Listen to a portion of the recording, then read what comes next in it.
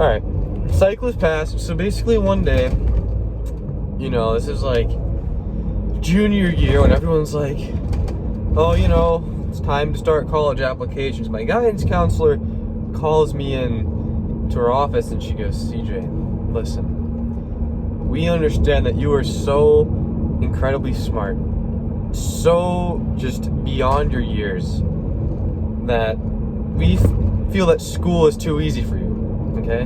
Your GPA is so high that we actually had to disguise it as like a low 2, maybe a high 1, so that the valedictorian wouldn't shit his pants when he saw how high of a GPA you had. And so I go, okay, what do you want? What do you think I should do? And they say, there's this field. It's for only the smartest and most sharpest tools in the shed. And I go, what is it? And they go, construction. And I was like, ooh, no, that's not what happened. But I did end up working construction. And so basically this is about, 1 year not going to college, right? It's been a year since I've graduated. And I'm just going to talk about a couple things. One, how it felt, as in feelings about it, and then versus sort of, numbers wise, logistics, I guess, of how it actually went. And then maybe if I don't lose my train of thought, I'm gonna wrap it up into, why I think this was definitely what I should have done. So first off, we're gonna start with how it feels. Now, I won't lie to you, not going to college, it does not feel good, okay? It doesn't feel good. It is not very fun. Now, this depends on your situation, but let's say you're like me, okay, and all your friends go. Maybe you have like one friend, like I got one friend I lived with who hasn't gone, and that has been very good, but he works too, so we don't get to hang out much. But besides that, you pretty much have no friends, and so it doesn't feel great. It feels very lonely, and loneliness is one thing you're going to feel a lot of. But if you think about it realistically, it's not necessarily the worst thing, I'd say. It definitely feels bad, but is it really bad? And I quite honestly don't think so. I've had more time to stay focused and work on myself as a result. And I think it's good to get your foot into trying to better yourself, because before I was very distracted. I didn't focus much, and I have a hard time focusing on one thing. But when everyone's gone, I straight up had nothing better to do. I go to work and it's like, well, I stopped spending stupid money, What am I going to spend money on? Nothing really. I'm not really going out. What else am I going to do after work? I'll go to the gym, Just having time to be isolated, but not isolated. Like I have, people at work, but to be free from distraction and to have time to be clear-minded was very valuable. And, if we look at, so the feeling side of things didn't feel great, but on the logical side of things and seeing where I am now, I'm no baller, but I have more money than I ever had, simply just from saving. I've started to invest in all these things that I don't know if I would have done otherwise if I was distracted. And I mean, so far, physically being not distracted, where I'll go to the gym, I'm not going out, so I'm not like eating terribly all the time.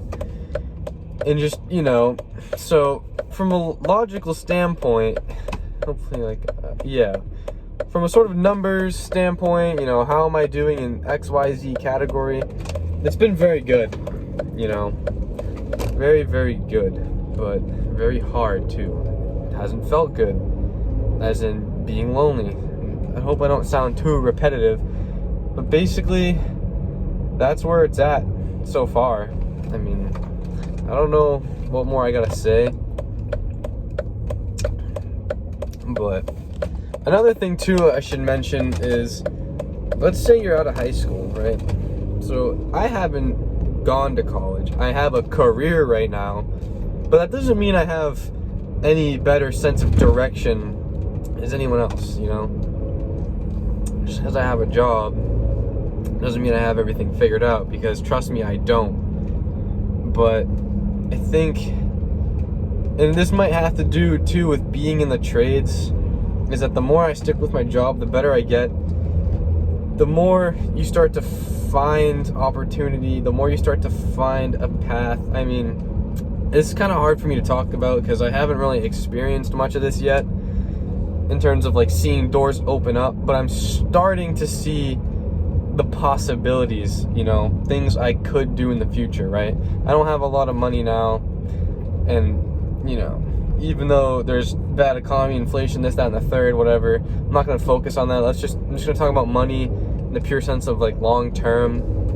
I could be done with it. And I'm thinking like, you know, I don't have a ton right now, but, you know, let's say 3 years from now, it's like, well, if I keep saving at the same pace, and let's say I don't even get a pay raise at all, which is unlikely. 3 years, you get at least some pay raise, right?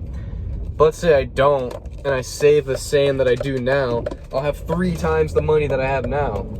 And then the more you keep compounding these gains, the more you start to see, oh, well, in a few years I could maybe do this or do that, and in this many years I can buy a rental property. And then another thing too that I haven't really thought about, which I should be thinking about to keep me from being fixated on this idea that I'm lost and, like, you know, don't have a plan, is that, you know, in a few years, being that I'm in a trade, I'm gonna have a legit skill, right? I'm gonna have something to fall back on. It's not, right now I frame houses, it's not like cream of crop trades.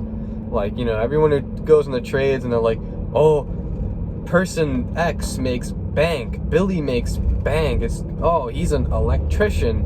And it's true. I mean, I think electrical and plumbing, you know, 2 big money trades that people often talk about are great. But regardless, I mean, if you're even in a situation like mine where you're not doing big baller money trade, it's like you can still do enough in your early years to set yourself up. You're gonna have a skill, you're gonna have money, and, you know, again, you just have to see through the confusion and just understand that you're gonna, you know, someday I'll have enough to create more opportunities. I'll, you know, a few years from now, maybe be a, you know, years from now, maybe be a supervisor. Okay, well, it's a lot better and it's a lot different of a picture than being a laborer.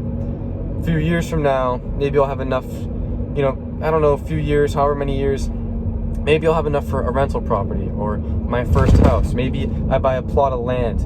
Maybe I do this and that. And these are all things that you start to get these ideas, and then from those ideas, I feel like you start to set goals, which is when you know, start to build more hope.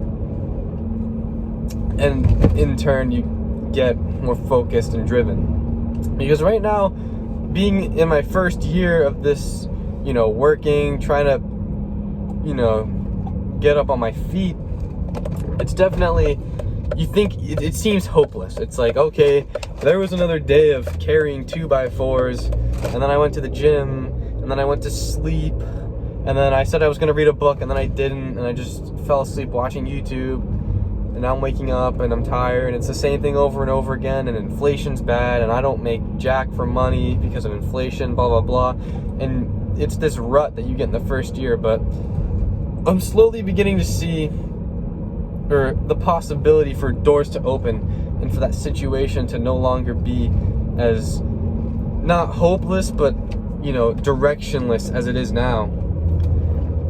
And yeah, I mean, if you understand what I'm saying, cool. I kind of just came here to talk.